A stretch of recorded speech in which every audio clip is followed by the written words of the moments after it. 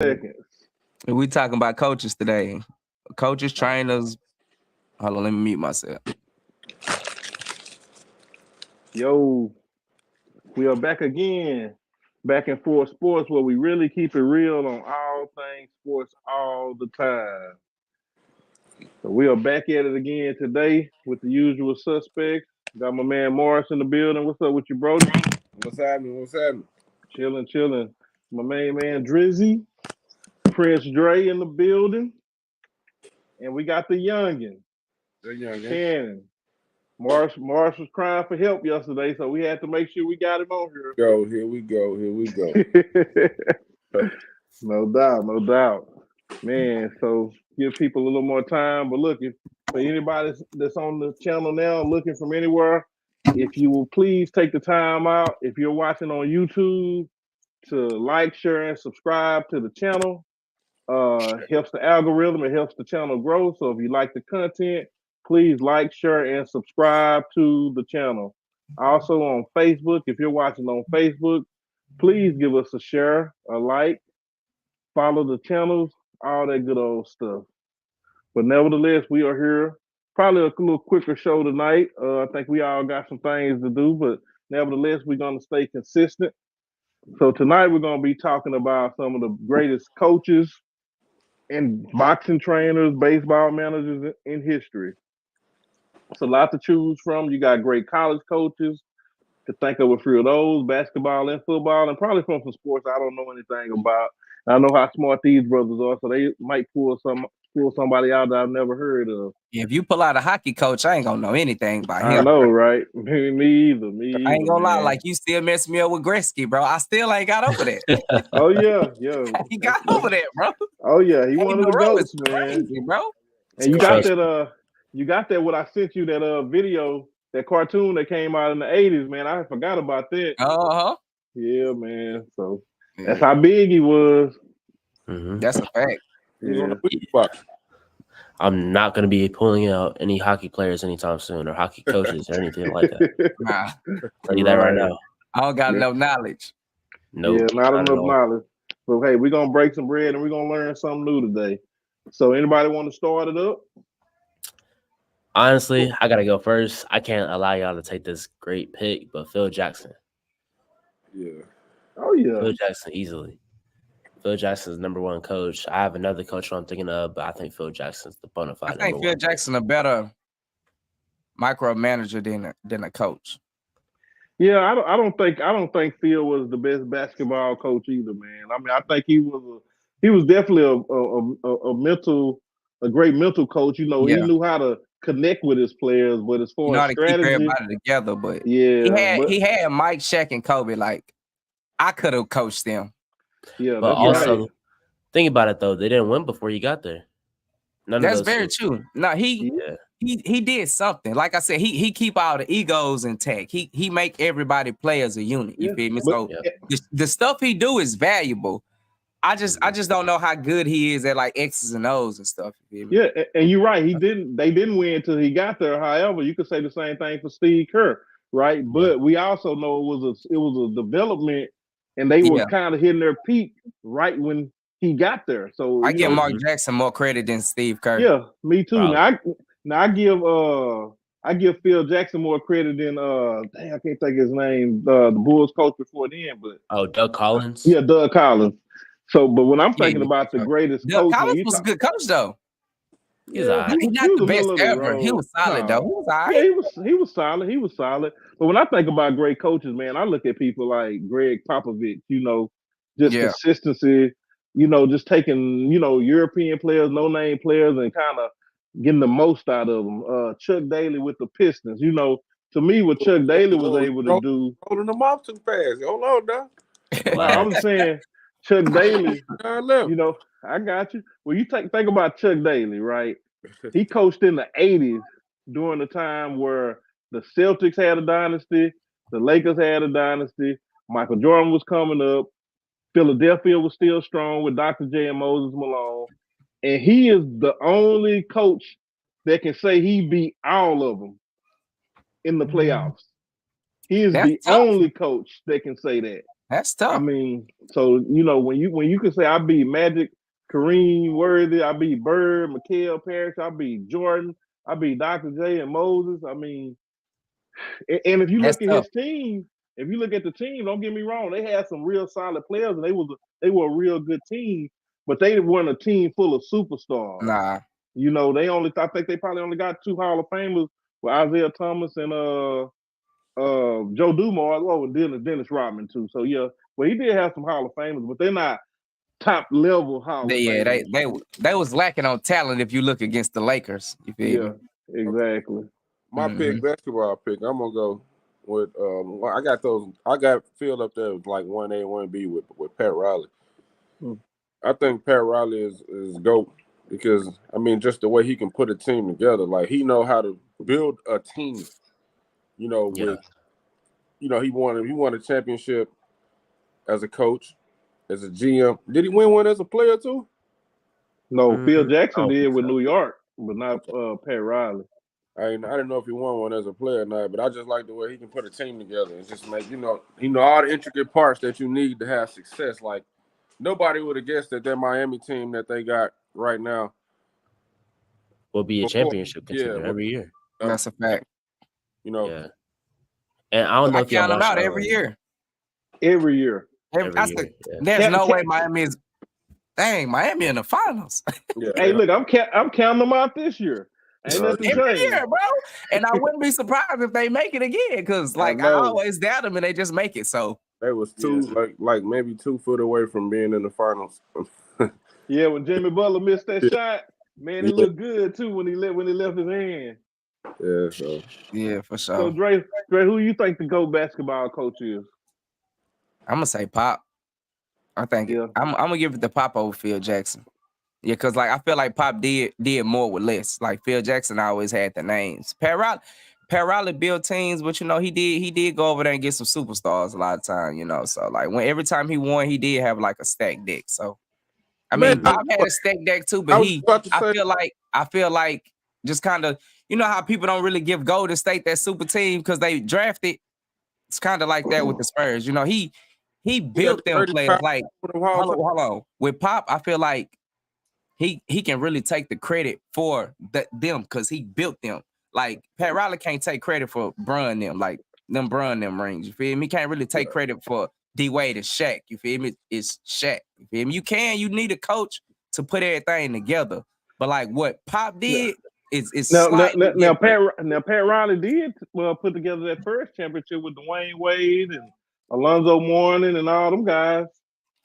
There you go. Oh no, 05, 06. Yeah, now that was a hell of a coaching job. He got Shaq though. That wasn't Shaq though. Yeah, it wasn't prime Shaq, but he did good with that. Yeah, I mean, y'all give you that. We definitely wasn't prime Shaq at all. And then when he was only 3 years out of his prime though. Yeah. It's still out. I don't care if you 1 year out your prime, you're out your prime. He was still effective. Well, see, then you gotta ask yourself, what kind of coach are you looking for? Because when we start thinking about Popovich or Pat Riley, those are strict coaches, right? You come in my system, you're gonna act right. Yeah, this is my system. Oh yeah, for sure. And I think Larry Brown was like that, man. Larry Brown was a great college coach, and then he came to the NBA, man. For him to pull that championship off with Detroit when nobody thought they had a chance, I mean, I think that was an excellent coaching job too. I mean, if Rip Hamilton and Chauncey Billups are your 2 best players, and you able to beat a team like the Lakers, man, you have to be Shaq, Kobe, Carl, Gary. Yeah.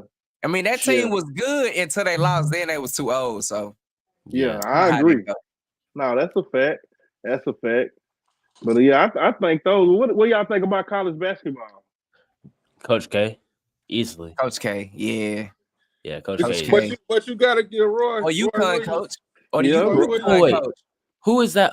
Who is the UCLA coach? What about Dean Smith? Oh, you talking about Wooden? Yeah, he was pretty good. Y'all ain't even gonna mention Roy though. Like how y'all gonna? You mentioned Roy. He up there. It ain't like this. You know what I'm saying? We just putting people that's up there. I'm thinking Gino, the UConn coach, the girls coach. Yeah.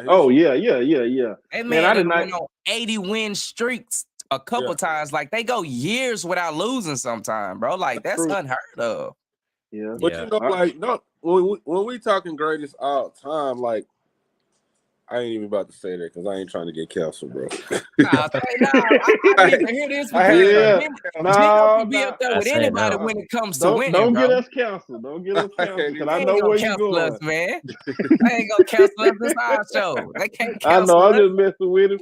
I know where you're going with it, though. You feel me, though? I feel like I do too, but nah, that don't matter, bro. That don't matter. What they was doing over there, even though his teams was stacked, he had everybody. So I do got to think about that. He had everybody. Well, what about players was going to UConn? Yeah. Well, what about what's the old boy from Georgetown, the black coach? What's his name? What AI? Oh, that was AI coach. I can't think his name. Yeah. I know who you talking about though. The one that kept him from going to jail. They got him out of jail. Yeah. Dang, what is his name? I can see him now because he coached Patrick Ewing too. Uh-huh. Let me look at it. John Thompson. I knew his name was Big Game James, but I couldn't think his last name. Yeah, John Thompson was a hell of a coach, man. Him and look, we can't forget about Roland Nolan Richardson. I always throw him in there. I mean, you got to think in the 90s, we went to the Final Four 3 out of 4 years. Yeah, that's tough. And we beat a Duke team with Grant Hill. Is he still alive? Oh yeah, Nolan Ryan's alive for sure. We need to dig him up. We need him back somewhere. I know, right? When we was winning, he was there. We need to repeat that. We need to get him back over there somewhere. Coach Must done had us competitive every year, though. You got to at least give him that. I rock with Coach Must. I ain't lying. And he keep going to get players. I thought after last year, I ain't think we was gonna get no more players. Hey, he stacked the deck again. Oh yeah, Must because he got a track. Last night. Well, Must got a track record of sending people. Yeah, Must got a track record of sending people to the finals, bro. We really won the championship last night. Oh bro. yeah. I don't care about nothing else this season. We can lose the rest of the games. We beat Duke. I'm good. Yeah. They proved they can compete. They can compete at a high level. Oh yeah. At the end of the game, that trap, man. That they almost choked the game away with that trap, bro. That trap had them in it. That was up probably about 12. Started trapping them full court. It's like they didn't know what to do. Like, like you got to know how to break a trap when you in college basketball, bro. Like, come on now. You got to pass through the trap, and you can't pass it back and forth the court like that, bro. I swear they made me so mad. I was like, bro, let me take it up the court, bro. Somebody give me the ball. Hey, look, they act like they wanted to get that game away. They was trying to give it away, bro. Yeah, they was trying to get that game away. They was trying their hardest to give it away.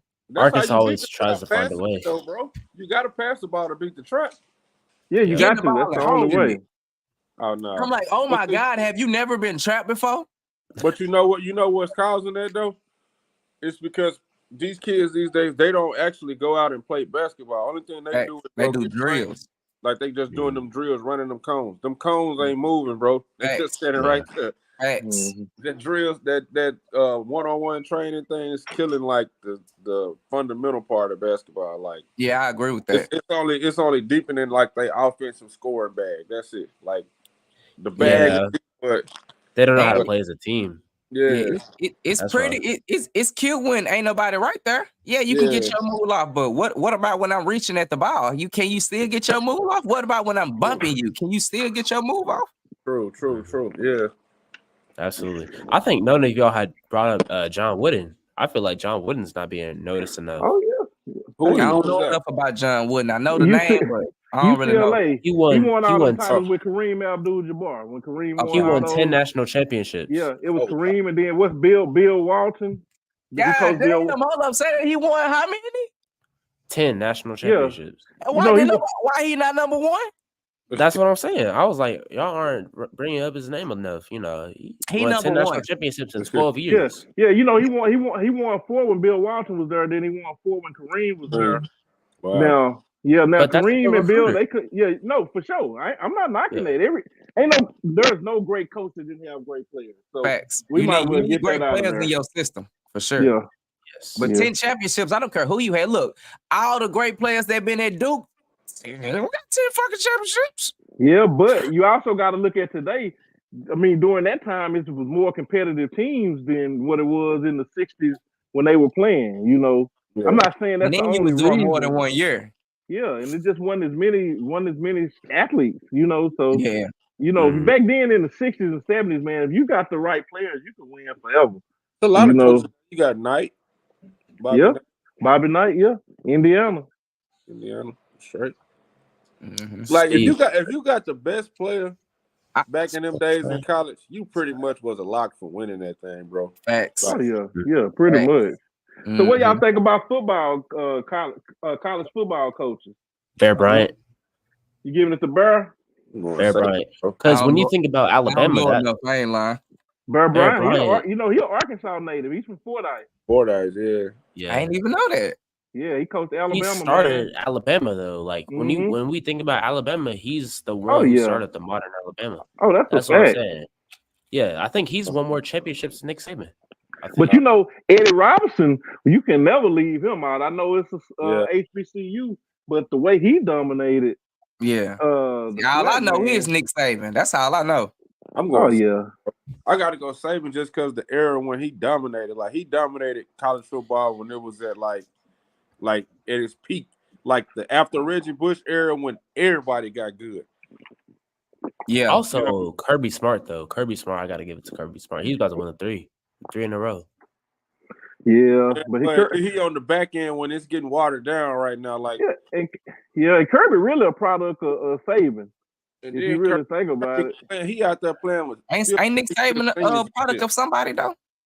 No, I know. I'm just saying. If you look at his, I'm not knocking. I'm just saying he is. I'm just for conversation. I mean, he recruits the way Saban recruits now. You know, if you look when at you think about Kirby Smart though, when Kirby Smart was there, Alabama was winning. But now that Kirby Smart has left, Georgia started winning because Kirby Smart was really the mastermind behind that whole Alabama defense. I want y'all to think about this. Think about all the top players in the NFL right now. Like you got Pat Mahomes. You got recently Zeke. You got Dak Prescott. All them boys didn't get no championship in college because of who? Oh, Bama. Facts. Yeah. Bama like Mike. Bama like Mike. They got a whole bunch of people rings on their shelf for sure.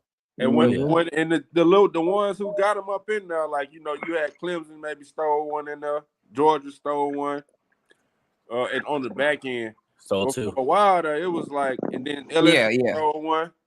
But for a while, about 10 years, it was like, who Alabama playing this year? Well, I mean, but that just go to show you in college, man, recruiting. Once you got that recruiting train going, you're gonna keep getting the best player. And I'm not knocking it at all. I'm just saying, because it's a skill.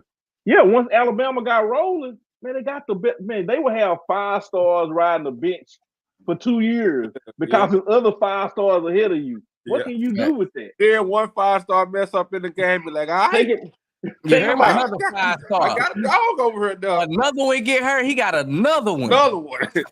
Hey, just think, them boys' whole running back staff. They had Derrick Henry, was it Mark Ingram, Najee Harris, and something. They had all 4 of them boys on the team at the same time. It's ridiculous, bro. Yeah, their receivers too. They had all the best receivers. Yeah, for sure. That boy Vontae come from there, didn't he? Yeah. I think Waddle came from there too, didn't he? What Nick Saban understood better than anybody was get them 5-star linemen. Everything else will take care of itself. Yeah, for sure. Yeah. We need people that can get to the quarterback and people that can protect the quarterback. If y'all give me that, I got the rest, man. So I think from a recruiting standpoint, Georgia is on their neck now, for sure. Georgia right there, but Clemson had a little error like that too. But it always come back to Alabama. Come back around. Hey, I tell you what. Hey, get that boy 2-3 years down there at USC. USC gonna be back on top, bro. They got that cheese down there, that money from that Silicon Valley money. Oh yeah, that's better than that oil money. Them boys definitely. USC, that's Lincoln Riley, right? Yeah, because he came from Oklahoma. Yeah, them boys down there. You see what they was doing for Reggie Bush and them. Them boys Lincoln Riley. Yeah, you're right, man. Lincoln Riley, but he a new age coach. So when you see him coaching, it's the new offense. It's the I like Lincoln Riley. I like his offense though. He can call us some players. Oh yeah, he gonna get you in that Heisman contention for sure. Yeah. Oh, another one I think is Urban Meyer. Oh yeah. Dog. Yeah, for sure. I know Urban Meyer. Yeah. Did y'all watch that documentary? Yeah, who Florida? Ooh. Yeah, that was a tough documentary. Hey, but that's Tebow, what I'm saying. Like, in the life down there, boy. And I tell people, man, you can say what you want about Tebow. He one of the best college players to ever play. Not it didn't translate to the pros, but yeah, in college, for sure. Didn't give him a shot though. He got him to the playoffs, and then they they gave him a shot. The ball wasn't good. Don't do that. Yeah, it wasn't really him. He made some big plays in high leverage moments. I give you that. And y'all know me, I'm a fourth quarter person, but that's all he played. The first 3.5 quarters, he terrible. But if the game close, he gonna go get you a W though. That boy threw 2 passes one game and completed and won the game. 2 passes. Come on now. Come on, bro. They went to the playoffs though. Trust me, bro. They beat my Steelers. I'm still pissed about it. Don't bring it up. Do not bring it up, bro. Tebow. I'm telling you. Tebow was my favorite though. I used to play with that boy on that college football thrashing boys, bro. Yeah, he was different. For real. He was different. I used to put up 60 points on boys in that college football on Xbox. NCAA? You funny. Well, Morris, we finna give you some time to shine for once. What's up? Give me some baseball managers. Because I only know 3. Tommy Lasorda, Tony La Russa, Tommy Lasorda, and Dusty Baker. That's it. Baker's the GOAT, man. Like, player. Yeah. Like, he players coach. He's like, man, hey, Dusty Baker like Unc. That's Unc right there. You feel me? So I mean, that's all I need to hear. I know exactly what that means. Hey, he the real deal, bro. Like, you can't go wrong. I really hated to see him go out without winning it this year. But my favorite baseball manager is not even Dusty. Not even my favorite black manager. It would be Ron Washington. Mm-hmm. Who was he with? He was with the Braves, but he was the one that took the Rangers to back-to-back World Series, and they lost back in the 2010s. But he just got a job. He just got the head job over at Anaheim with the Angels. Okay. So you can look for that to be turning around. And if you just look up Ron Washington on YouTube, man, you just see like he can build.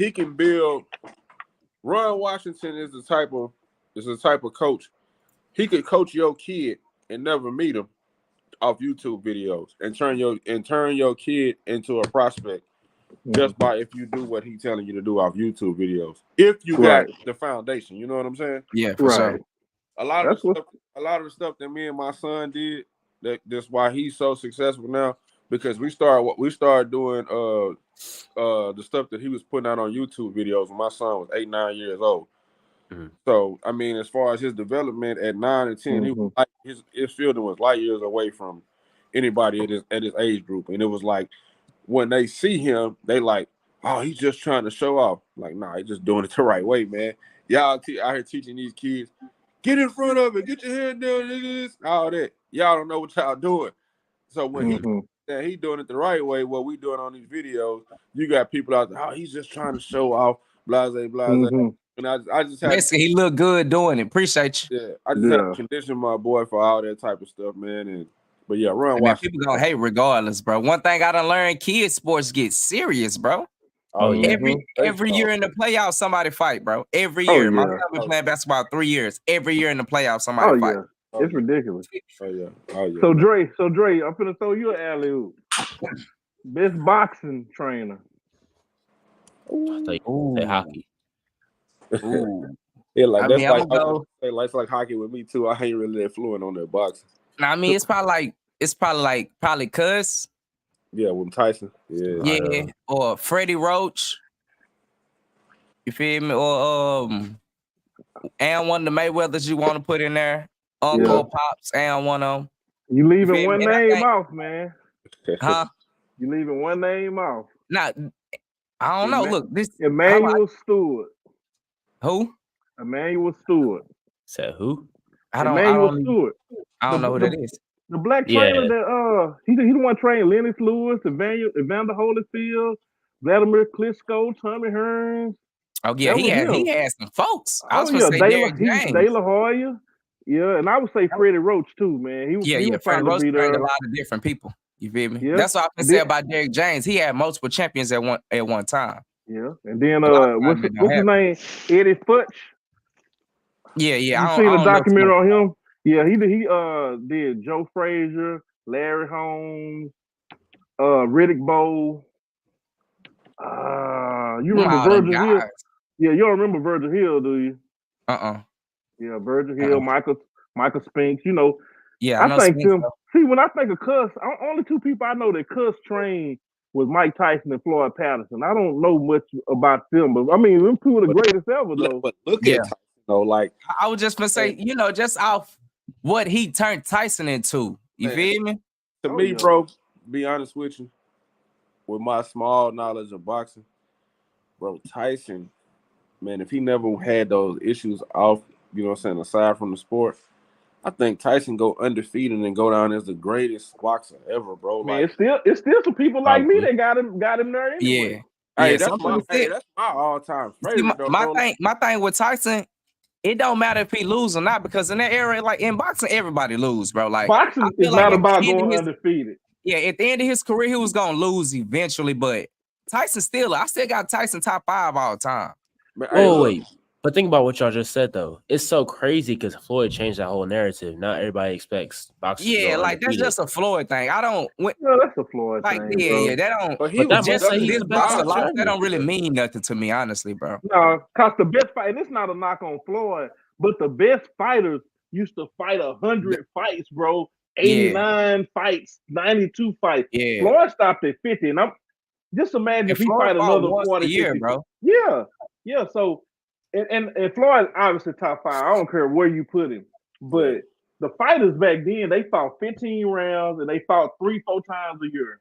Facts. So you can't compare that to the beating that you're getting on your body. And then not only that, Tyson, these are heavyweights. So they're getting hit harder. Way harder. So like that you gotta even go to the hospital. Like for real. Like they gotta go, make sure I'm not internally bleeding. Like, that was a different fight back then. Like today's boxing is boxing. Yeah.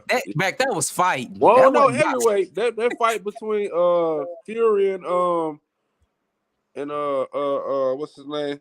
Wilder. Them boys was slugging right there. The first fight. Yeah. I mean, the first fight was the closest, but it was kind of not the closest because I feel like Fury won out 3 fights, and I'm a Wilder fan. He won all 3 fights, but I'm just saying the first fight when he knocked Fury down, I thought it was over with. Yeah, I thought he was dead, bro. And Fury got back up and walked him. Like after that, it's like Fury got better. Facts. Yeah. Like after, like I didn't know much about Fury, but after them fights, I'm like, hey, Fury like Canelo, you kind of can't count him out. I'm not a Fury fan. I'm not a Canelo fan. I want both of them to lose, but they just don't lose, bro. They just don't lose. Second favorite was that boy Roy Jones, though. That boy was a dog. You better ask him. That's his goat. That boy Tyson and Roy Jones. That boy Roy Jones was nasty. Now Roy Jones was a fool. Roy Jones was the first one of us that made it. You feel me? You feel like, that's how we would have did it in the hood. That's how he really was doing it. You know, most people coming out the they ain't playing here and there like in the backyard. Yeah. Only thing pissed me off about him and Tyson is that they both blew up to 300. He blew up to 300 pounds. Now he want to fight Tyson, and Tyson's 70. You know, it's like, man, y'all killed me. Like y'all my 2 favorites, and y'all gonna do this gimmick ass fight. I didn't like that exhibition. That boy Tyson. Hey, that boy Tyson looked like he could still go though in the exhibition. That boy he was trying to hurt Roy. He was taking it easy on Roy. He was trying to hurt Roy. He was taking it easy on him. Like you say, you can't play boxing. Man, Tyson was taking it easy on Roy that exhibition. Because Roy kept holding him. I can only do so much if I know you're gonna grab me. I can't let these punches off if you gonna grab me. He still could have did it bad. Roy was like, hold up, man. Hey, just let's make it through this. Tyson was like, hey, bro, I'm gonna show you I'm still the truth. that boy was dropping them combos. I'm like, shit, I don't know. Man, Tyson still got some of the best footwork and hand movement in boxing. I mean, right now, if you go see Tyson at his age right now, sparring or training, it'll blow your mind how good he is. Man, he look like he can still do it, but I wouldn't put him in there against nobody that's serious. I'm just talking about training, period. Just no, I'm saying he looked like he can get out there and still box, but I wouldn't put him out there. Now, a street fight, I ain't gonna say, but a controlled boxing, a street fight, he favorite. Oh yeah, absolutely. Yes. Anybody. I don't care who you is. You better be scared of Mike Tyson if y'all in the alley. And he mad at you. You better be scared. So who you got? Tyson in his prime versus Fury, or I can't keep thinking of this dude's name, man. Wilder, Deontay Wilder. I mean, Tyson in his prime. I mean, I ain't seen nobody as ferocious. Like them boys, I'm not gonna say easily because going against somebody like Tyson Fury, I feel like Fury will give him a better match than Wilder because Wilder Fury just has better boxing technique. He just a great boxer. He's 6'9". He's 6'9". He gonna have Tyson by about 6 inches in reach. And he can get up in there. But once Tyson get in there, you gonna get touched. If he Wilder, but Fury got a chin though, bro. If he get hit with that uppercut, it's over. Bro, I'm with you. I'm gonna put my money on Tyson. I'll put my money on Tyson. But Wilder is not no slouch, bro. Wilder is not no slouch. Okay, so he just they got that reach. It's gonna be a reach thing. You know, Tyson always had a reach disadvantage, but I don't think he was fighting. That boy get to do it like that with them hands and get up in close. And you see how that boy come how ferocious he come out the corner, bro. Yeah, it ain't no sitting back. He ain't playing when he ready. When they hit that bell, man, that boy coming out that corner ready. He coming out like a dog fight, like they cut the leash. He coming out. It's up. Hey, it's almost disrespectful to jump in the ring with him for real. I wouldn't jump in the ring. To be honest, I'd be like, I ain't jumping in the ring with nobody. I respect boxers too much. I understand they train to hurt people. I'm not playing with you. I'm not playing with you, bro. Not at all. Who you is? You're gonna lose if you fight a professional fighter, bro. Oh yeah, you ain't ready. I can tell you, I don't take no energy to do this. Do you hear me? Do you hear me, boy? Look, you put your hands on me, you might not touch nothing else ever again. Please leave me alone. No energy. I know we got to move on. I think an honorable mention for that. Also, not in coaches, but I mean like a person that has influenced like generations to come is Jack Dempsey.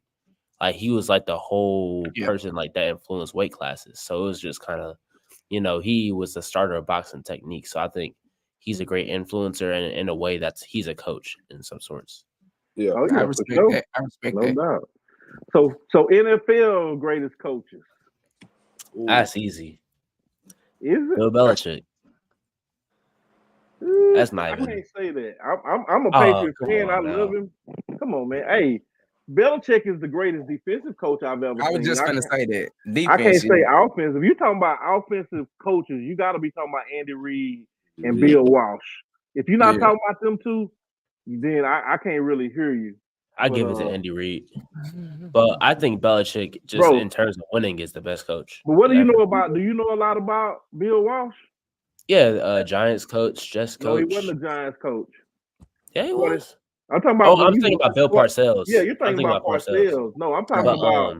I'm talking about 49ers. He won 4 titles in the 80s, and he created the West Coast offense.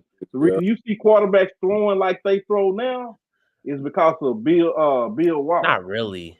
Bro, quarterbacks now more go after Mike Leach with the air raid and all that originated from the West Coast offense. All that. Leach is 15 years. I know, but once again, I'm from that era, so I got a front row seat at it, little man. Front row seat. I call you little man. God, a little man. I'm 20, man. I'm 20. You know, I can't wait till you turn 21. I'm gonna really see what you got going, look, cuz. Hey, you see how they be trying to drop them on us, man. You see that he do that real smooth, little man. What I'm saying. No, man. No, Walsh was a tacticianist, man, as far as you talking about coaching. I mean, it's too many that just, I mean, like,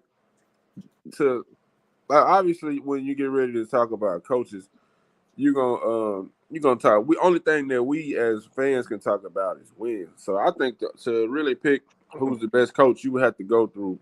Not always. Sometimes the system. See, I don't go about wins because if that was the case, I would say Belichick, and I ain't say Belichick. Yeah, you know? me. I'm gonna throw Mike T in there, and not because I'm a Steelers fan, but because I watched this man take teams that should be 4-12 and make them 8-8. Well, he was always y'all had two Chuck Noll, you know. I mean, yeah. Chuck Noll was. I feel like Mike T better than Bill Cowher though. Jimmy Johnson was a pretty good coach too, though, man. Who? Jimmy Johnson. Jimmy Johnson. Yeah, Jimmy Johnson. Yeah. College pros. He was a monster in Miami. Mm-hmm. Yeah, and then you know you can't. I ain't gonna lie to you though. I like the new wave of coaches that's coming through, man. I like our coach Sirianni. I like the coach down there. Hey, these new era coaches making their way though. Yeah, Andy Reid built. You know what I'm saying? He kind of paved the way for this new era of coaches, man. So Andy Reid up there in the clouds with kind of like with some of them other names though, like for real. Like who was that? Andy Reid. But I'm really disappointed in Reid because if you look at the team that he got now, man, it's the same thing that he had down in Philly when Vic was there, bro. But he tried to make, instead of turning Vic loose, he tried to make Vic a pocket passer, bro. Yeah. I mean, that's probably why it works with the Chiefs. He understand, like, look, I messed it up with Vic because I didn't let him do him. My homie, do you. He go to plays, but do you, my boy. If he turned Vic loose like he did Mahomes, shit. Yeah. They would have won. I mean, sometimes you got to make mistakes to learn, though. Maybe he learned that lesson after that. But you're still two totally different skill sets because Vic was still a run first for sure. quarterback. For sure. You know, Patrick Mahomes, Mahomes can scramble, but he throws first, just like Vic. Vic can throw, but he amazed us with his legs. I'm sorry. It's just backyard football, 5-yard drop back, I'm gone. Not an athlete in the league. You ain't no Yeah, he was just so fast. You couldn't do nothing in the league right now with an arm stronger than Vic, bro. Who? Nobody. His arm is stronger than his. I can't say that. He have a rocket though. Vic throwing 80 yards in the air. Come on, bro. Yeah, Mike Vick. Have you seen that one throw he threw from like the 5-yard line to like the? Yeah, I would have to think about it. I'm not saying it's not. I'm telling you, it ain't nothing to think about. Ain't nobody got. I can't say it's that, in the bro. flow of the game though. Like he was just that rookie that the coach drafted. That boy got a rocket too. He probably can throw 80 yards in the air. Man, Vic can throw that thing 60 on a flick. For sure. Scrambling. Man, did you watch Steve Young? Steve Young got a monster too, bro. Man. Steve Young was Brett Favre, another one that had a cannon. Brett Favre. Westbrook. I mean, Russell Wilson got a cannon. Him and Mahomes, they got the strength, but they ain't got what Vic has. No, I don't think they was up there on that level. But they got a rocket, but not like Mahomes is on the level of Vic in terms of throwing. Yeah, Mahomes not arm strength. I don't think he got a cannon. Like thrower though. He's a better thrower, but I'm talking about arm strength. You don't think Mahomes got a cannon? I think Mahomes is throwing like 80 yards, 85 yards. Mahomes got. I ain't never seen him throw 85 yards. No, I'm saying like when it was tested, he's throwing 85 yards. I don't seen him slang it, but it seemed like I don't know. I gotta look it up. I don't know. He probably can, but I don't know. Quarterback challenge. I seen this boy this boy throwing a football. Don't quote me on this, but I think he was. I don't know. I think it was like 70. 77, 78, like top in the NFL type shit, bro. Yeah, but you know, I mean, still got to be accurate with it. Yeah, like I said, I'm a fan of Vic, man. I bet you Kyler Murray got probably one of the strongest arms. The baseball, if you can throw a baseball and a football, you're gonna have one of the strongest arms. Yeah, I like K1. I like K1, man. Yeah. I like K1. The boy from Chicago, he got a cannon. Fields, yeah. Oh, Fields, they not on the caliber of Vic. Like Vic just got a natural, like. Yeah, it was natural. So let me ask y'all a question. Out of everything we've named, college football, pros, basketball, baseball, boxing, what's the hardest sport to coach? Like, who do you give the most? What coaches do you give the most respect to? Because I'm gonna say football just because of all the moving parts. That don't mean it's right, but what coach? What type of coach manager do y'all think is? I would probably say football because of that, because all the moving pieces, they got much to do. But I feel like baseball, the personalities are bigger. So like, what do you mean? Like you got more divas and you got more motherfuckers that you got to, you know what I'm saying? Because in football, it's kind of like you're not bigger than the brand. In baseball, in basketball, they kind of bigger than the brand. You feel? So I would think like it'll be. Oh, you said basketball. I thought you said baseball. I probably did. I meant basketball though. Okay, you know, so they got the egos are bigger in basketball. So, but I feel you with the football thing though, because you do got more to do. You feel me? And then you also got coordinators too to help you. So that football. The head coach don't do all the job because he oversee them. I disagree with football because really the head coach does is just manage the game. He just manages every position is coached by its own. But what he has to do is know everybody's out. He got to know what all his coaches know to be able to come up with an overall game plan. My phone finna die. I got to jump off. He also knows all his players' strengths. You know, he has to. You know, every other coach is smart. That's gonna be. We talking? Are we talking like coaching is not just on game day? Coaching is all through the preparation, all through that week. 100%. So I don't think it's no. I think if you had to pick like which one is harder, baseball would be last to me because you don't really have control. What do the managers do? Yeah, I don't really. The manager in baseball is just decides who gonna pitch. Decides basically they got analytics now that tell you like this pitcher can't hit left hand pitching or can't hit curveballs or. And I hate analytics. I hate analytics, man. I do. Outside. It's like he makes soft on pitches. I kind of hate them too, but they useful for stuff like that though. No, it's useful for the team. I'm talking about it as a fan. I just want you to go out there and play. You know. Yeah, I know. I'm just saying. I'm a dinosaur. You know, but like he said, look, if I've been throwing fastballs all game and he hit fastballs, but he don't hit curves to the left, I need to know that.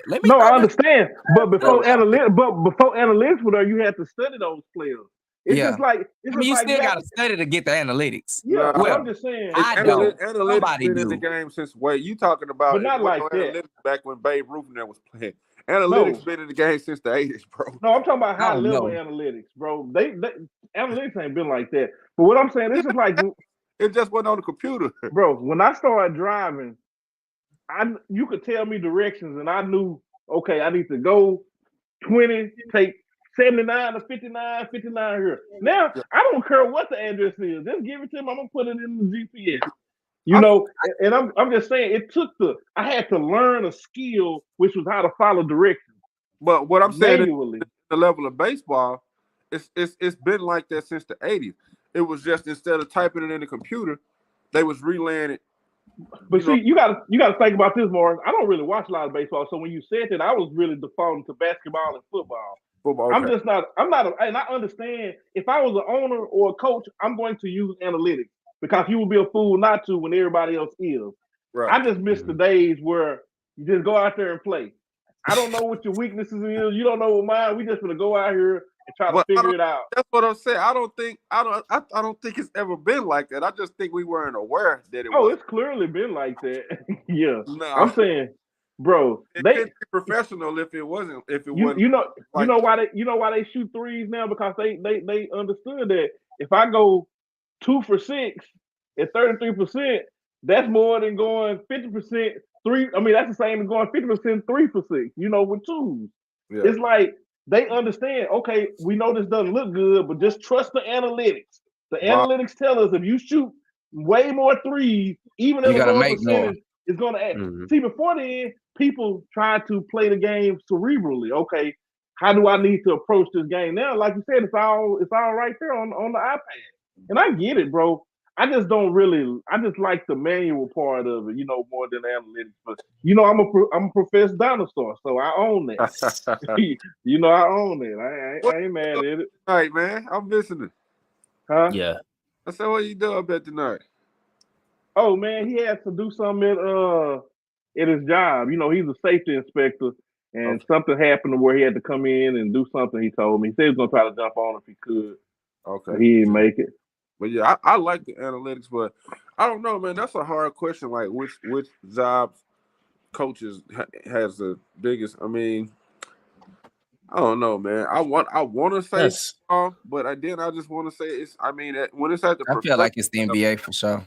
At the professional level, I just feel like it's all just the coaches really not even don't matter, bro. We give coaches a lot of coaches definitely matter. That's what KD said. We don't even need no coach in Brooklyn. How that turn out?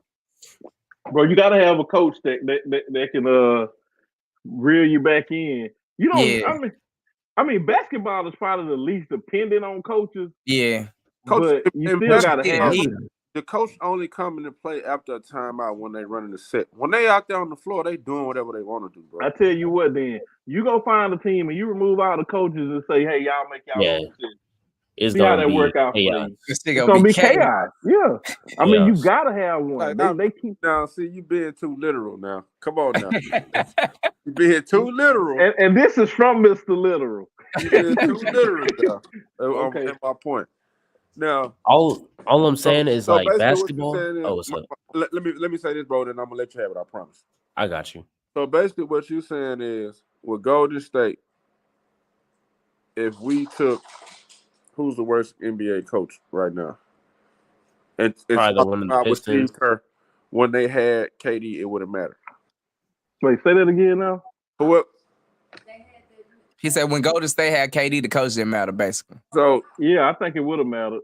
So how Luke Walton was killing the game with them, and then they came, they said, "Oh, we gotta have Steve Kerr," and that really it wasn't Luke Walton, it was Mark Jackson.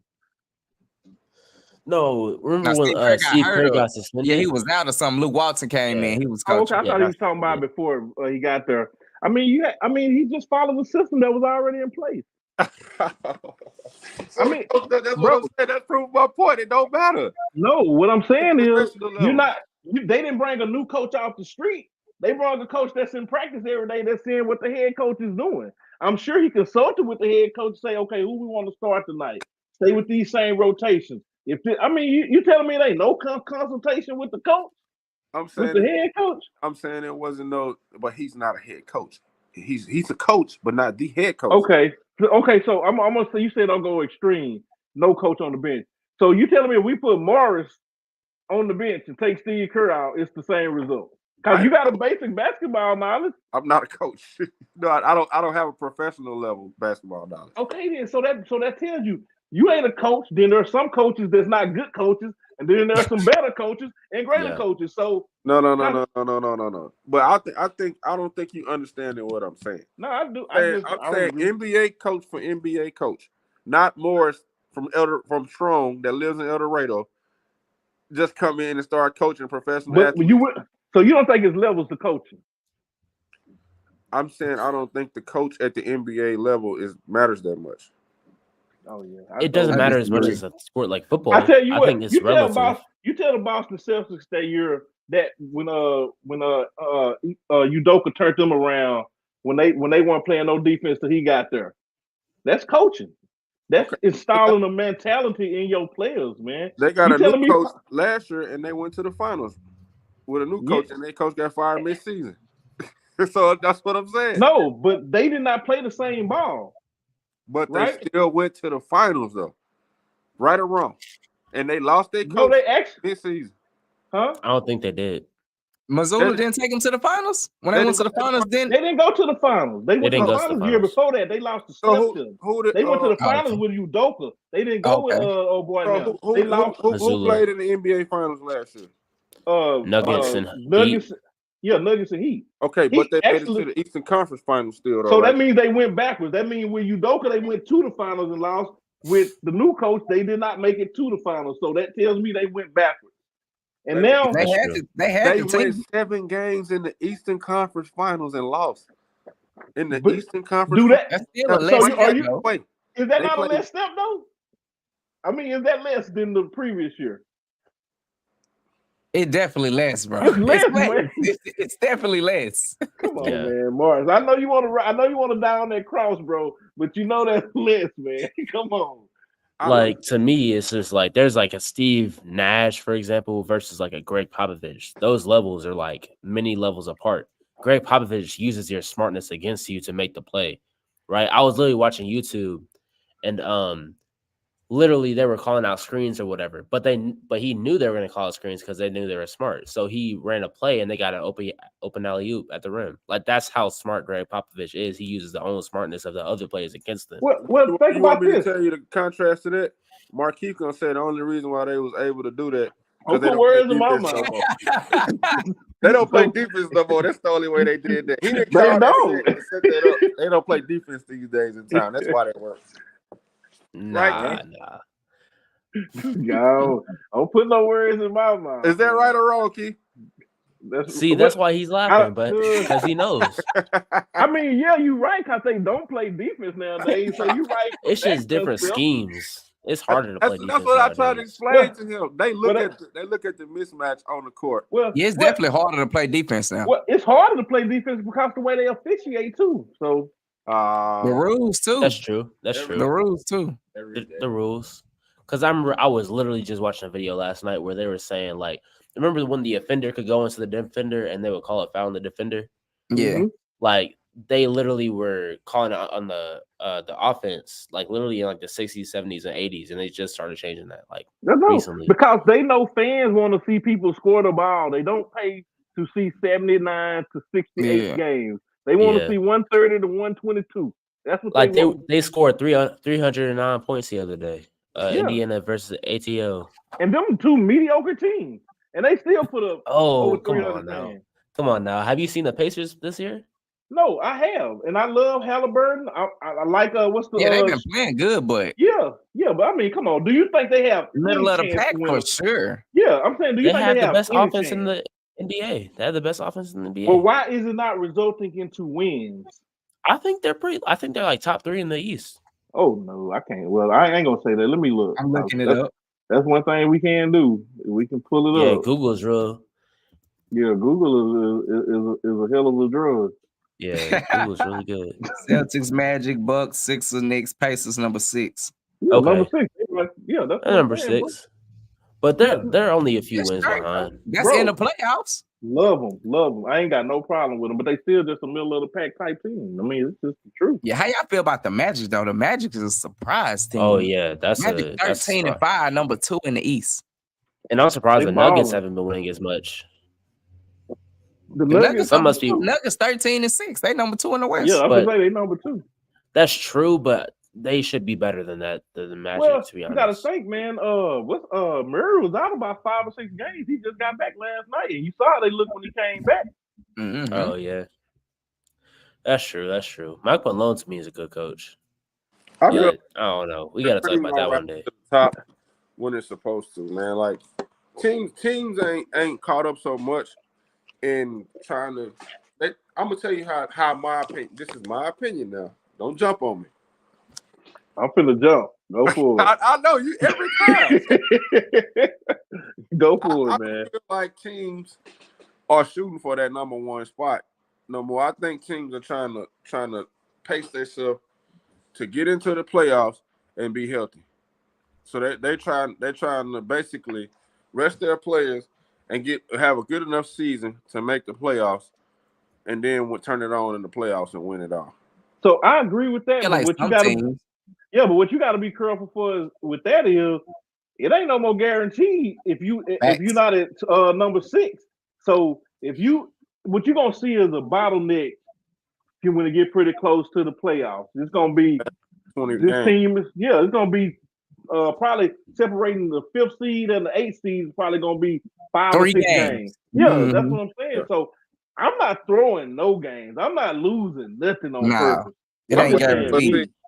That you got to kind of pick your poison on that because they got a lot of teams got players on their team that can't handle an 82 game. Right, I mean an 82 game so, season. Okay, thank you.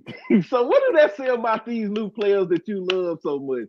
When I watched basketball in the 90s, it was even thought about it. Oh, you can't play 82 games. Like everybody play 82. Now, they so athletic. That's smarter though. They played at a higher speed. They are so athletic and so this and so that, but they can't even play 82. Matter of fact, you got to sit them out rest games. Come on, man. It's just smarter though. No, that's weakness. It's a weaker league. Period. But why would you spend all that energy? I don't think the players like, nah, I ain't playing. I think the coach like, hey, take the night off, my boy. Hey, you that's good what I'm tonight. saying. Bro, if these stars want to play, they can play. If these stars want to play, they'll play. Period. Yeah. Let me say this though. When you're exerting all that energy in the regular season, it just makes your playoff chances a little bit smaller, right? Exactly. Why would you exert all that energy in 82 games when you could explain why it just got like that in the last 2 years? Because championships been played since basketball started 76 years ago. Explain why all the players was only playing. Popovich is a smart coach, and he started doing that with his players. Okay, well, once again, that's the generation. You're right. Y'all don't. It's no physicality. It's no. You know what? We just gonna be mean and tough through it. It's like, you know what? My ankle hurt. My finger hurt. So let me miss 5 games. Because my finger hurt. But back in the day, we just take the finger up and go out there and play. It's just a difference. If y'all like this new titty baby sport, go for it.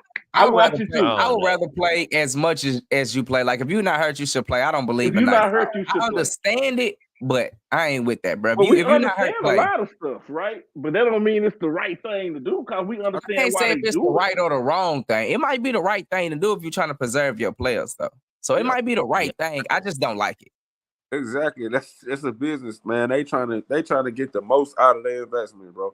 So why would they pay this dude to play, give him a 5-year contract at X amount of $1 million, and then he hurt for 3 seasons? Mark, and you're right, Mark. But Mark, as a fan, it's not my job to figure all that out for you. I want to see the best players. Me and my partner, me and Greg went to Memphis last year to see Memphis play Golden State. When we got to Memphis, you know who played? Nobody. Steph sat out, he was on the bench. Clay sat out, he was on the bench. These were rest games. Draymond, Jai, Jaren Jackson Jr. Bro, none of the superstars played. We spent all this money on tickets, room, going up there chilling, and could see nobody. That discouraged me so bad. And they weren't hurt. They didn't have injuries. Matter of fact, they played the night before. They just didn't want to play on the back-to-back. Back-to-back, yeah. I mean, I'm just saying, but to a fan, I'm looking at it totally different than the investment for the team. Team do what you got to do. As a fan, I don't like it. I came to see you hoop. Like, I came to see you play. That's true. I understand that, but at the same time, I understand them too, and they got way more invested to it. Yeah, for sure. Bro, I understand, but I can't judge it based on. I can't judge it based on their investment. That's y'all business. I'm just saying as a fan. I stay position because I ain't got it either. Bro, I know. I know. But when I say y'all, I'm talking about them. Yeah. I pay X amount of dollars for NBA Pass every year because I love the NBA and I want to watch all the games. Yeah, and it's just been too many times where I feel like I wasn't getting my money worth. Yeah, that's all I'm saying. So why are you doing it? They're trying to put stuff into play to kind of curb all that, but at the end of the day, they work with themselves like right. And see, Mars, nah. And see, with me, I would rather say, okay, instead of sending LeBron out 2 or 3 games, let him play 25 minutes. Why do he have to automatic? Like, I'd rather you play 6 minutes a quarter than to just sit out whole games when you're not injured. You know, that is numbers. You know, everybody care about their numbers. Because that's when you get hurt when you out there not going full speed. I didn't say not go full speed. I said don't play the whole game. Just limit your time. Okay, when you out there. Think about this though. The reason why that's not going to work is because if they do that, now you got LeBron averaging 23 points in the season. That look like he declined. That starts a whole new narrative. Bro, I'm not caring about their feelings of how everything looks. I just want to watch what I want to watch. No, if I own the team, my position may be different. I don't own the team. He's speaking from a fan. He ain't speaking from both sides. He's speaking from one side. Yeah, I'm just speaking from a fan. I got it. No, I understand what you're saying, but I'm saying the reason why what you're saying you would rather see him do is not going to work because you can't ask Bron to go out there. But it worked. No, it worked way before this stuff started. It has always worked. Like everybody Brown we grew was up playing watching like 20-some minutes at the beginning of the season. So, man, every year I watched basketball up until the last 10 years, it's been like that. So you can't tell me it won't work because although you don't like players past under 2010, for us that do, it produced a lot of great players that played 80 games plus. yeah. That played 36 to 40 minutes. And they never complained. Yeah. And they got paid less. They didn't have the comforts. They didn't travel, and they still were able to do it. So you can't tell me that they can't do it. Look, I'm an AI fan. AI wanted to play every minute. The coach said every time he took AI out, he cussed him out. Right. That's how players were. Bro, even us, Mark, even you, I'm sure. I ain't know you back then. When we played, we would play all day at the court. We would play 100 games a day if we could until it got dark. Nobody ran from playing. Like that just was a part of it. This is some new stuff, bro. If you like it, you like it. Is they playing at a higher speed and they playing more possessions. Obviously, because as you stated earlier, they don't come down and run the whole shot clock out. They coming down getting up shots, bro. 7 seconds or less. Yeah, and so that's a coaching and scheme problem. Once again, Mark, I understand. That don't do nothing for me. That don't do nothing for me. I understand it helps benefits the team. I get that part of it. No, but I'm just saying. No, I'm saying that to contrast when you said back in the day it worked like that. So just pull up some analytics on how many did in the 80s. In the 80s, how many possessions per game it was, though? Bro, they average more points in the 80s than they do now. Yeah, the 80s the fastest pace ever, I think. Well, I mean, the possessions is irrelevant because No, it's not. Okay, let me tell you why I say it is, though, Morris, because how much energy am I exerting on defense if I don't even have to play defense because as soon as you run down there, you jacking the ball up. I don't even have to play defense. I can really just stay at half court. The transition is the point. But you keep telling me that they're the best athletes in the world. They can't do that. And look, man, I don't make the rules, man. I'm just telling you what's going on. I know it. I already established that. I understand the rules. I just don't like them. Yeah, I'm with you on that. I understand why they do it. It's a business. You know, Pop started something. But I just want you to play, bro. If you're not hurt, I want you to play. If you're not injured, if you're not injured, I want you to play. If you hurt, still play, bro. You can play hurt. I seen Kobe, AI, Mike. But for what? When you're risking injury, you know what I mean? Like, why would you want to make yourself injured? That's crazy. I agree with that. I just don't care. I'm like, speaking from a fan, I don't care, bro. I just want to see you play. Like, if I see the Hornets playing right now and I turn on and Melo not playing, I don't even want to watch the game no more. You see? Yeah, it throws the whole game off. And Ja not playing, he not hurt. As a fan, I agree with that. No yeah, but I'm speaking as a fan. I don't own the team. So as a fan, would you rather him be there playing in the regular season and then come time for the playoffs he hurt because he been having lingering? Did you tell us the other day Mike get hurt? Just because you play 82 games, that don't mean you're gonna get hurt. Mark, see, that's the thing though, Dre. They assume that you're gonna get hurt. It's just already. If you got a lingering injury, it's going like you just said a while ago. Oh, his finger broke, but I just tape it up and play. So now he's still taping it up. He's steady jamming that finger, playing ball with it. So come playoffs, what if you go ahead and get a contusion or whatever in that thing that's put him out for 6 weeks? But what if right he at the don't? playoffs? But what if he don't? What if he don't? Risky. If he sit out for 4 or 5 games in mid-season, then he ain't got to worry about it. Did that help? Did that help Kawhi? I feel you on that, though. I feel you on that. Did that help Kawhi? Well, then shorten the season to 40 games. Okay, fine. Play Give all them 40 games. Since they can't handle more than 40, y'all play all of them. Yeah, since you can't handle more than 40 or 50 games no more, then just give them 40 to 50 games and call it a day. But you know what? You know what'll happen? If they go to 50 games, they're gonna play 30 of them. It don't matter because they just don't want to play. You might not, but that's what 82 games is a lot of games. Bro, 82 games. I'm they cool rest with baseball 75 players. games. I'm just not cool with 65. Since when did 85 become too many games? Because there haven't been too many games the first 75 years. It's a lot of games. It was always 82 games a year is always a lot. But I'm not saying they can't do it. That is a lot of games though.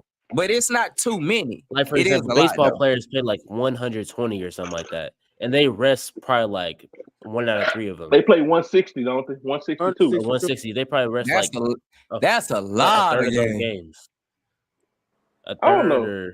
Yeah, I just don't understand. You want me to pay you $60-70 million a year, but you don't want to play 50 games out of the 82. So you want more, but you don't want to. I guess, but the regular season is just not what matters. The championships are what matters. What I'm saying. Or getting far in the championship, at least giving yourself a chance, giving your team a chance. Getting to the playoffs is what's gonna put asses in the season. Okay, so the other 82 games, they don't make money off of those?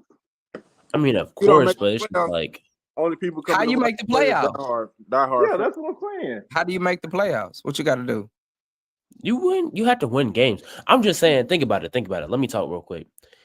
If you play 65 games and your best player gives you Morris got his boy back, man. Morris got his boy back today, man. Go ahead, Channing. Get out, man. If you play 65 games, you win 2 out of every 3 of those games. You're winning 40 games, and your team can win.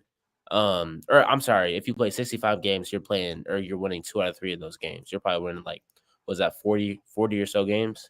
And your team can probably win 10 to 15 on their own. That's a 55-win season. So why would I play 82 games and get a 60-win season over a 55-win season if I'm still going to be in the playoffs? You know what I mean?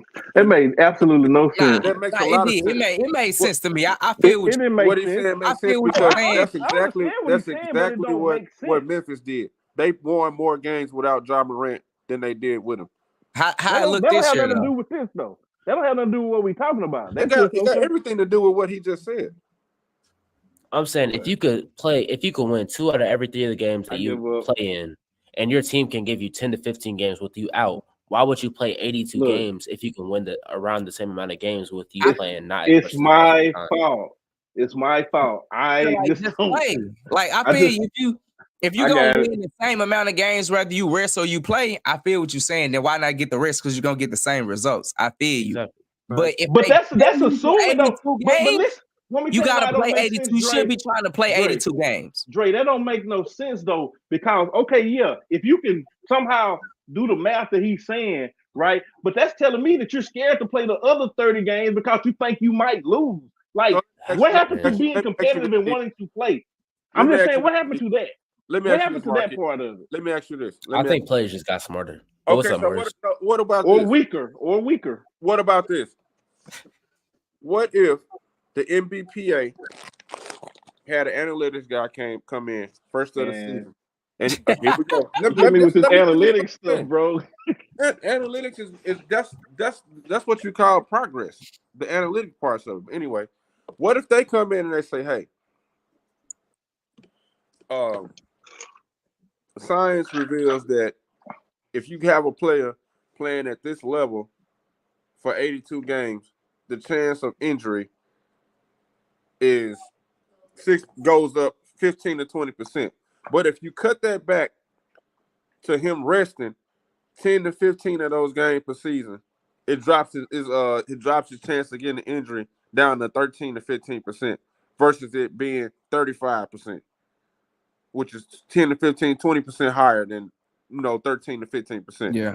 Why wouldn't they do that, Q? Morris, you want me to answer the question as an owner? I'm not an owner. I don't even have $100 to my name. I don't care. I gotta look. I don't get into the owner's mind. They're going to take all type of things in consideration. I'm saying the player here. Like, I feel that. I feel that, but like I just want you to play, bro. Like if you healthy and if it's time to play, it's time to play. They put 82 games in the season. Rather you rest or not, like you need to be playing, bro. Like you should always be trying to put your best. I tell you what, everybody out here that had a job before. Whenever they had them 2 days off for Christmas, you need to go to work. Don't take them 2 days off because you signed up to get to work for them people. So don't take no Christmas. Terrible. Design break off though. Yeah, that's totally different. They have weeks off. They have days off when they don't play. Yeah, but it shouldn't be during game time. They get a couple days a week to chill. Oh man, knock it off, man. All right. They get a couple chill days. They got 4 games this week. They can get 2 days off. No, they're not. They're gonna have to practice. I know. The NBA don't practice no more, bro. They do shoot around. They don't practice for real.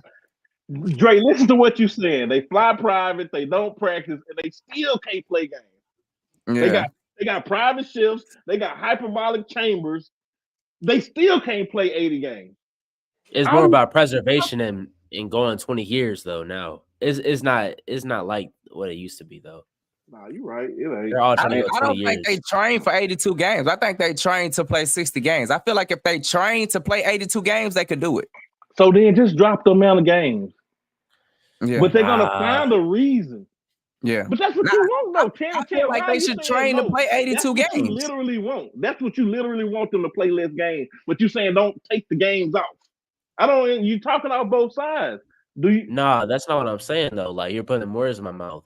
All I'm saying is those extra 17 games that earns them more money. Hey, so why would you put the amount of games? That's what I'm saying. Exactly. Don't nobody want to give up the money. You don't want to give up the game. I just think everybody should train to play more games. They don't try to play more. They should train. Channing, do you not understand that people like me, like Dre said, I'm going to stop watching the games if I know my player's not going to watch. So in turn, long run, that could hurt your money because advertisers are going to say our ratings are down because people aren't watching the games, which is why they're doing the in-season tournament right now because people stop tuning out because they don't play. So they're actually trying to make sure they secure the bag because people like Kawhi Leonard and Ben Simmons have set contract negotiations back. So I think Ben Simmons is on a different thing. Games. That's different, Ben Simmons. That's all I'm saying. Just play 65 games. That way, if I buy a ticket, I know I can watch who I'm going to watch. Don't charge me $75 for a season pass. Charge me $50. Just don't try to squeeze me, but then don't give me what I'm buying. You know, I'm buying what I thought I was getting. You can't just, I just don't have respect for players that just say, hey, I want to sit because it's a rest game. What is a rest game? Like, I don't even know what the hell that is. That's like some new shit in the dictionary. You get an old dictionary. This what I 15 say. years ago, rest game is not even in there. This is what I say, Chief. I'll give you that. I dig what you're saying. So I feel like what you should be saying is, all right, when y'all put out the schedule, put the asterisk on the games that the player's going to be resting in. That is some of what you're talking about. It would help. I still wouldn't like, okay, but this is weak. Y'all already telling me when y'all going to miss, but okay, I'll take that. But it ain't going to work either because then the teams that they going to play their stars when they not playing theirs. Which is why it's so confusing, which is why you should just play when you're supposed to play. You know, if you can't play 82 games a season, if they done got that weak and soft where they can't do that no more, then just drop it to 65. I think the analytics is telling them if they play 82 games in a season, you're not going to be healthy like that. Just watch the NFL. It's funny. But you know what? I don't know if Chop being funny who he's shooting at, but the NFL, you don't see people taking games off. And they play hard collision every week, bro. That's because that's 16 games. Okay, you ask an NFL player and a basketball player, do the NFL player go through more in 1 week than the basketball player do playing 3 or 4 games? One game means more in the NFL than in the NBA. That's what I'm saying. So since y'all saying they can't play 80 games, cut it down, make them all meaningful. Cause right now it don't work for me. You know, I don't like it. If I was like when Phoenix was playing the other day, I'm like, okay, cool, they finna play. Okay, with Booker, it was a game time decision. Kevin Durant said, okay, I'm finna turn the TV. I can't even watch my favorite player. You know, that's how I felt instantly. I'm talking about instant. I didn't even watch the game. I was just back and forth looking on the app because I'm now not interested because who I want to see is not even there. All I'm saying is like the bad teams, like the Pistons. Who else? Kevin, Pistons, come on, man. Come on, Kevin. The bad teams like that, weak, they don't rest their players because they need those players. With the good teams, they know they're gonna win regardless. So why play them more if you're not gonna get much more? Man, look, y'all have justified to me why they can't handle 82 games. I'm done with it. Y'all have proven the point. I'm finna wave the white flag. These NBA players are not strong enough to play 82 games, so just accept the. I wouldn't say strong enough. It's mentality for sure.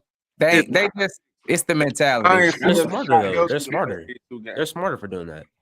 It's not even mentality to me. They're just smarter for doing that. That's why they playing 20 seasons now instead of being in 10 and can't barely walk. I mean, Bron just different though. Can't walk straight up. That's a Bron. KD Steph are about to play 20 seasons. Ask Kareem Abdul-Jabbar how many seasons he played. Kareem. All right. Ask Will Chamberlain how many he played. These boys still played. How many more people did? A lot of them. Everybody you talking about ain't playing 20 games. You could probably name, 20 years. 20 you might can name 5 or 6 players. Yeah, it ain't a whole bunch of 20 seasons. It ain't a whole bunch. I'm gonna tell you people right now that can play 20 seasons. seasons. They leave the NBA and going overseas and playing. They can't play no more because they not NBA caliber players after 10 seasons. Obviously, the players you talking about not either. I'm trying to see what the difference is. Man, what's the difference? We got Iguodala, Udonis Haslem, Steph Curry, Kevin Durant, James Harden. All those guys ain't played but 10 minutes over the last 3 seasons. He just on the coach as an enforcer. UD ain't played since Brown was there. Yeah. Carter played 20 seasons. All I'm saying, that's one 21. Person, he played 21 seasons. Okay. The name of the game right now is to be dominating in your 20th season. Because you're too late. No, I'm talking to Kevin. You too late. I already admitted that I'm a dinosaur. Facts. And y'all some goldfish. I'm kind of in the middle. Trying to grasp a golden dinosaur. You feel me? I'm kind of in the middle. You know. Hey Dre, even you're gonna have to pick a side in a minute. All that back and forth. They push me to a side, brother. Hey, he wants some teammates, man. He want a teammate. I don't even want a teammate because I know at the end of the day, I'm gonna be standing on the right. Period. So all y'all can team up. 80 shit out there doing jump hooks and shit. All I'm saying is, all y'all got to do is shooting underhanded free throws. Then just shorten the league, shorten the season. That's all I'm saying. Okay, cool. Y'all can't play 82. Just train better. Just train better. I think they should train better. Dre, you know how I feel, but I'm just saying, if I'm going to concede, then just take 82 off. If the great players like y'all tell me LeBron is this machine that just built like no other, but he can't play 82. Then give him 65 and let him be done. He the business for sure. Hey, look at this. Look at this. Hold up. Watch this. Yep, exactly. Nothing stays the same. And a lot of stuff gets worse. It's I've seen many things get worse. It's evolving in a better way. Evolving. Yeah. The NBA is at an all-time high right now. All-time. It was all-time high when Jordan was in the league. All-time talent level. The NBA at all-time high right now. Stop that. It's the most talented league ever been. No, I thought we were talking about ratings and popularity. But also, Keith. But think about it also. Nowadays, you have more off-ball movement than anything else. Off-ball movement, players are running without the ball way more than they were doing in the 80s. Shannon, it's a phrase. I had to look this up. It says, hard times create strong men. Strong men create good times. Good times create weak men. And all of a sudden, you're going to go back to weak men and create hard times. So it has to come back to the strong men. So eventually, all this weak shit is going to be gone. And people going to want to see masculine people play basketball and football again. They're going to go back to the dinosaurs. They're going to go back to the dinosaur way. He wanted to see motherfuckers out there RKOing people when they come in for a layup. That's what I'm saying. Like, the people don't do that anymore. That's a foul. That's a foul to have. I know, because all they do is pull up from 3 when they got a 3-on-1 break, and the 3 is coming from half court. That's what they do. They hitting them though. I don't want to hear it. I don't want to hear it. That's all they do that's now. still not a good shot. I don't care if you make it or not. If you got 3, if I ever come to the team and somebody stop and shoot a 3, I'm benching him. I'm not. But why? That's how they play them. But that's how they play them. I feel you. And your team gonna be I'm benching 3-on-1 and you shoot a 3. Come here. Come sit by me. Come sit by me. And you gonna be a loser. Hey, if he wide open from the 3, he probably. I'm letting him shoot. Exactly. If it's 3-on-1. 3-on-1, bro. I'm letting him shoot. If you have JJ Redick in the corner, you telling me you're not passing to him in the corner. Who on his team? Hold on. Who on his team? Who on his team? A wide open ball in the paint. It's just like a layup in the NBA, bro. But look, JJ Redick. Mark, when you play basketball, if you was leading the break and you was 3-on-1, you're telling me you were going to pull a 3 up back in the day instead of. I'm not too Shannon. I know you don't know nothing, but now Morris at least got some recollection. So what are you going to do? Are you going to go to the hole? I'm not Steph Curry. I'm not an NBA player. No, that's what I'm saying. Like, we got NBA players shooting from half court nowadays. Rusty would have banked me so quick. I would have probably missed the layup. 3, I'm going to the bench. I'm probably going to pass it because I would have probably missed the layup. But that's the whole point. That's why I'm trying to tell you, I'm not Steph Curry. If I'm Steph Curry and they back off to me, I'm shooting that motherfucker from half court. That's what I'm saying. Like, the Cowgirls playing tonight. Yeah, they on tonight with the Seahawks. Oh, okay. That is right. They'll win. I don't know. I don't like the Cowboys. I think I missed the not a America's Cowboy team fan. thing, but America's team is outdated. See, I feel like Morris did last night. I need some old heads in here with me. It's hard for me to root against black. I thought I could depend on Dre, but I don't know which way he's swinging. Look, I'm just swearing the way I feel is right. You feel me? I'm just swearing the way I feel is right. Oh man, do his thing, man. I can't hate on a black quarterback, bro. I just don't do it. What you say about a black quarterback? I said I hate the Cowboys, but I don't hate on black quarterbacks. No, I love Dak. Anybody know me? Tell you, I love Dak. Man, I don't really like him. My partner hate black quarterbacks. I don't like him. I love black quarterbacks. I'm like him on that. Hey, look, before we get off here, man, I'm gonna ask you. I don't know if y'all seen the big bum news report that came out today about Maverick Carter. Scottie Pippen. Y'all hadn't seen what that? Happened? Oh man, the feds still got involved, man. Maverick admitted to the FBI that he had been betting with illegal bookies on games. Now he did clear LeBron's name and saying he never. Well, he said LeBron wasn't involved. He said to his recollection, he's never bet on any Lakers game. But he did tell the feds that. So they went to Scottie Pippen and asked Scottie Pippen the same thing, and Scottie Pippen admitted to it too. So that's just a little nugget y'all may want to look at. Crazy. Oh, yeah. Wow. Oh, that's not a big deal. I mean, bro, that is a huge deal. That's a huge deal. What are you talking about? Betting with a bookie? Why bro, is it? It's because his connection. He's LeBron James' manager. The connection. He can tell LeBron to go off one day and he'll get it. Yeah, just go. Okay, if it's not a big deal, why the FBI question? So you said he betted on? I mean, no, I'm not saying that. I get what you're saying. I get what you're saying. Yeah, that's like insider trading. I didn't know that was his manager. I thought the only one he dealt with was No, he is agent. You talking about Rich Paul? Rich Paul. But either way, it's a connection. It's just a connection with LeBron. Yeah, we've already known this. We've always known this with like referees. They've always been betting on the games. Like Scott Foster, to me, he's a crooked dude. Yeah, dude for sure. who just got fired from like in the Celtics and stuff. What about did y'all see the news on Von Miller? Got that charge? Yeah, I saw that. Yeah, I just seen that. I saw that too. Yeah. What y'all think about Josh Giddey though? Man, I think he gonna make it, man. They said the girl not cooperating. And then they said she lied to him about his age. So I feel like if he was one of us, they would have crucified him. Oh no, I agree. Recently though, they would have crucified him whether they agreed or not. If it was LeBron, 22. If it was any of us, if he just looked like us and not like them, that's it, kid. Yeah. No, I agree, man. Not recent though, you know that, right? They said it's a year old. It's this happened in 2022, so he already done paid them out. They got an NDA on it. That's why. But if it was Deshaun Watson, you see what they did to him? Yeah. They don't even know if this stuff true. Girls just said it. Kick him off the team. Yep. Hey, right now that Me Too. I did it playing right now. Hey, you better be careful out there. Any of y'all men watching. Anything you got going on with them women, it's over with, bro. You can't, man. All a woman got to do is cry, bro, and you done for. You lost. You lose. Bro. Yeah. It ain't the same. Especially if it's a fair-skinned woman and she cry, it's over. You hear me? Oh, if Karen cry, yeah. Boy, you see what they about to do to T.O. in his own neighborhood? A brother came up as a police in the situation, and that lady started crying, and she basically said, "You're gonna take this black guy's word over a white woman?" Like, how do you just come out and say that, bro? They let you know it's been working like that for a long time. Yeah, long time. But man. These are the conversations they say in private. They just don't really say it in public too much. For sure. They say at their dinner table. Trump fucked them up. You know, Trump gave him that big heart. After Trump, all the racists started coming out.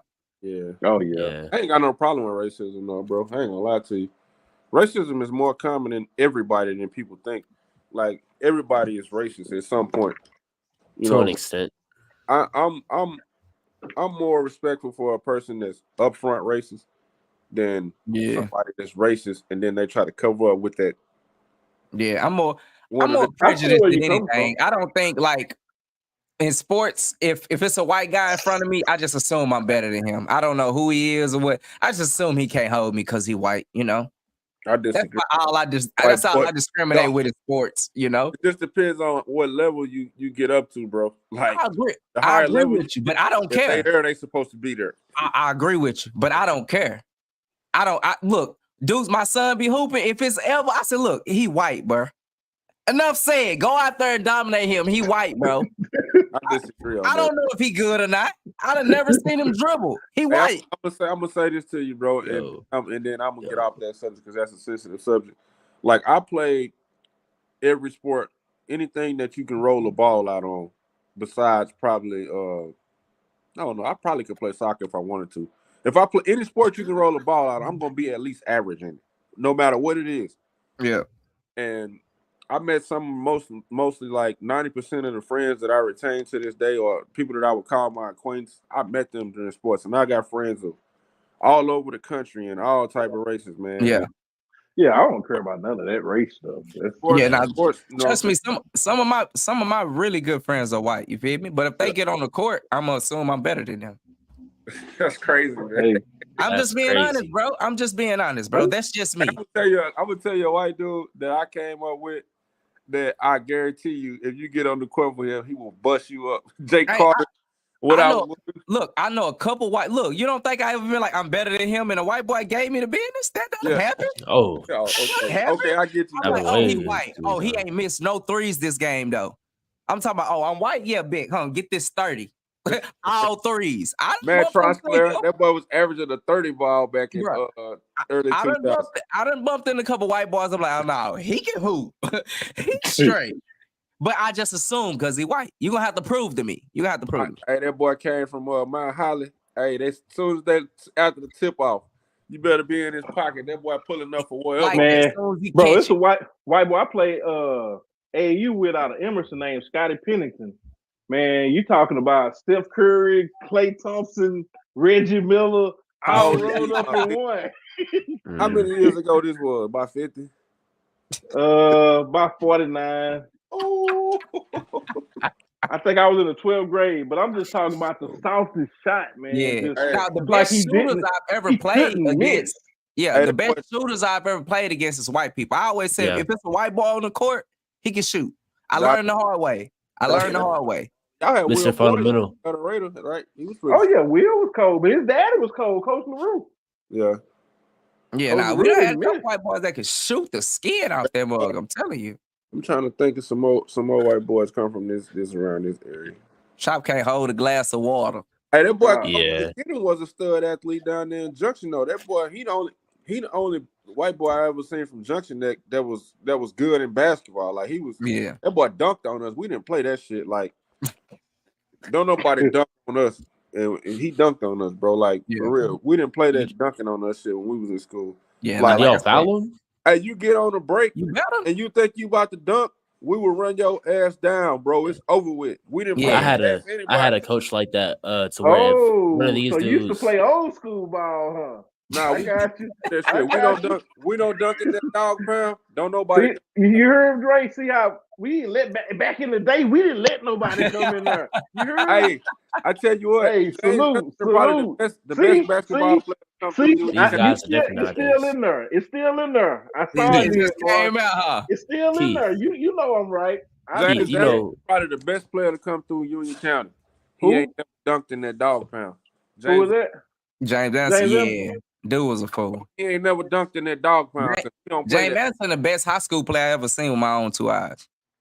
Who? James Anderson. I would say that. Yeah, definitely that. But it just made me get nostalgic because I remember James Anderson, fam. What's up? James Anderson was a fool. Keo Nobles from Junction. Back in the day, Keo Nobles was one of the ones that he take one step over half court. And you know, that's back when they used to have a little tournament in Junction every year. Dual state. Man, Keo was probably the coldest shooter I ever seen. Tony Lockhart was good too, man. Did you see that boy Bobby from Waldo though? Bobby, what's his last name? Damn, I can't think of his last name. I know his first name. Bobby Carter. I played AAU with some people from Waldo, but I mean, like I said, this all 96, 97. The boys had that boy in the middle. Hey, that boy Bobby Carter wasn't bullshit. Just ask somebody about you talking about Dual State. Waldo and Fordyce was battling in Dual State. And it was Waldo, McNeil, Fordyce, and it was one more team. I can't think of where they were from. They had a dude that wore a headband. Hey, bro, this is the first time I ever seen somebody do some freaky shit like this in high school. They was throwing like a full court pass. Dude caught it at mid court on the steal. That boy came down and in game time, rocked the cradle on them boys. And like this was back in like 2002, in that era right there. I'm like, damn, I ain't never seen nothing like that in high school back then, bro. That was like unheard of. Yeah. Game time dunks. You know what I'm saying? But these guys now then are just built different. Like they're like 6'10" dudes in high school just on some regular stuff. Like I mean, I watched Sharif Cooper play, and like for him to be that good at his height, I think he was like 5'11" or feet. Yeah, that's the I'm talking about.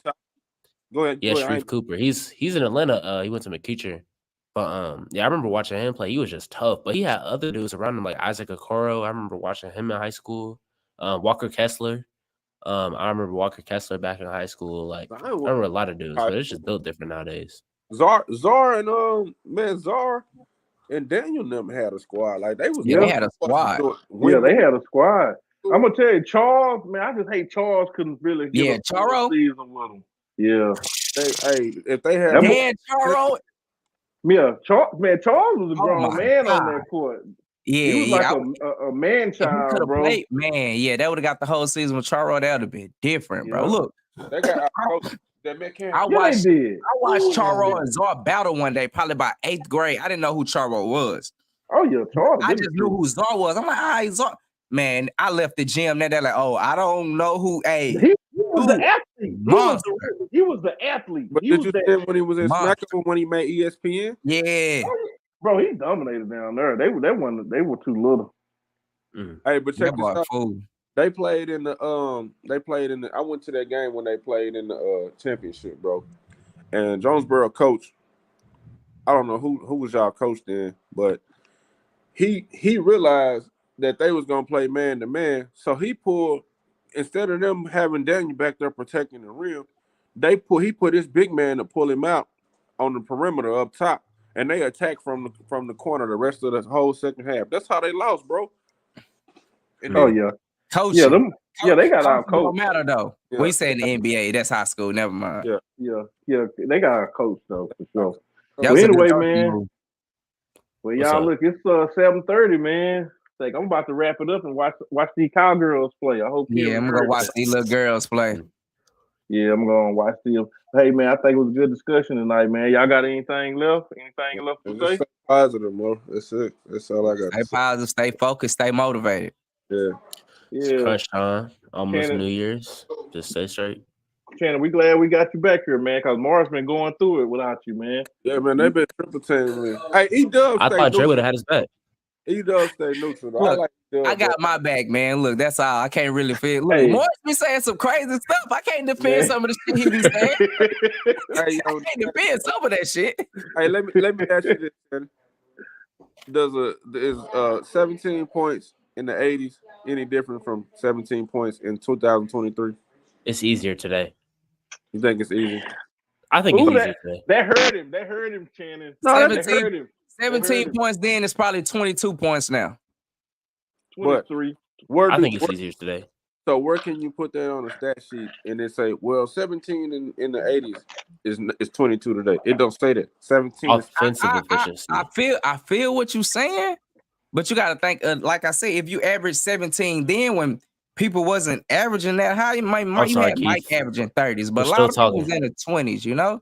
The scoring averages was a little different. Now niggas averaging 35. 17 ain't nothing when you got niggas averaging 35. I mean, you can look at it with anything. Football, too. I mean, the teams put up more numbers because you protect the receivers more, you protect the quarterbacks more. It's just the defense. Football is different because the rules is like...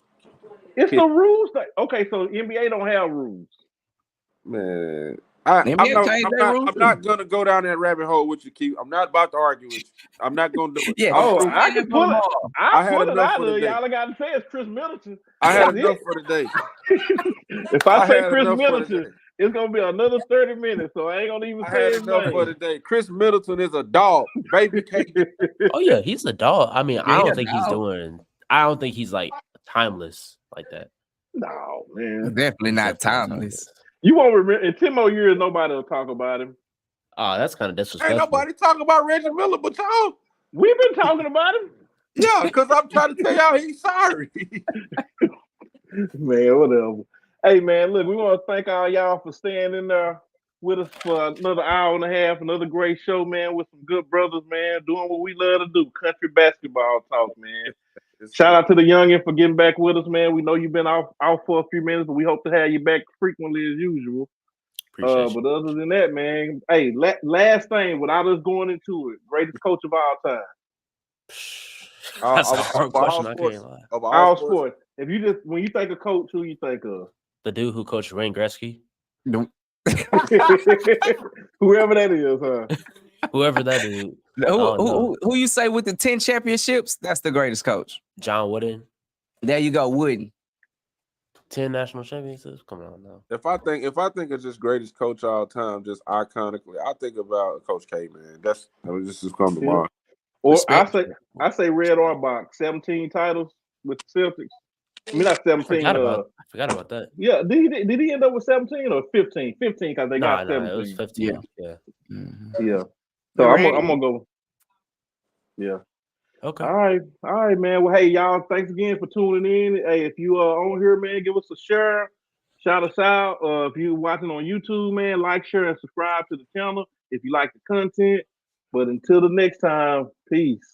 All right.